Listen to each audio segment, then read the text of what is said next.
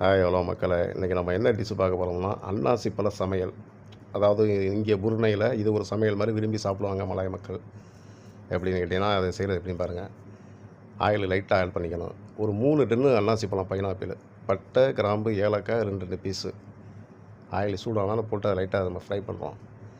வெங்காயம் ஒரு 3 வெங்காயம், 1/4 கிலோ அந்த லெவலில் வெங்காயம் வெட்டி அதோட ஆட் பண்ணுறோம். ஃப்ரை ஆனாலும் ஒரு 3 தக்காளி பழம், 200 கிராம் தக்காளி பழம், அந்த வெங்காயம் அதில் போட்டு ஆட் பண்ணுறோம்.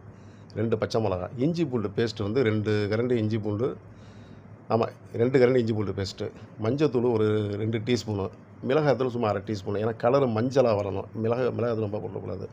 உப்பு வந்து தேவைக்கேற்ப போடுறோம். போட்டு ஒரு டின்னு பால் இருக்கும். மில்க் மேடு மாதிரியே இருக்கும். இது வந்து எப்படின்னு கேட்டிங்கன்னா மாட்டுப்பால் மாதிரியே ஒரு சுவையாக இருக்கும். ஸோ அந்த டின்னு பால் ஒரு 1.5, நம்ம ஏற்கனவே வெட்டி வச்சுருந்த அன்னாசி பழ டின்னு 3 டின்னு அதையும் அதில் ஆட் பண்ணுறோம்.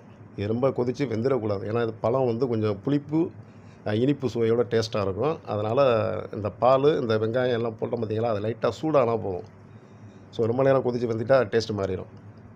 இதான் மக்களே, ரொம்ப ஈஸியான இது டிஷ்ஷு. ஆனால் நல்லா சுவையாக இருக்கும். இது பிடிச்சவங்க லைக் பண்ணுங்கள், ஷேர் பண்ணுங்கள், சப்ஸ்கிரைப் பண்ணுங்கள் மக்களே. ஓகே, மகிழ்ச்சி.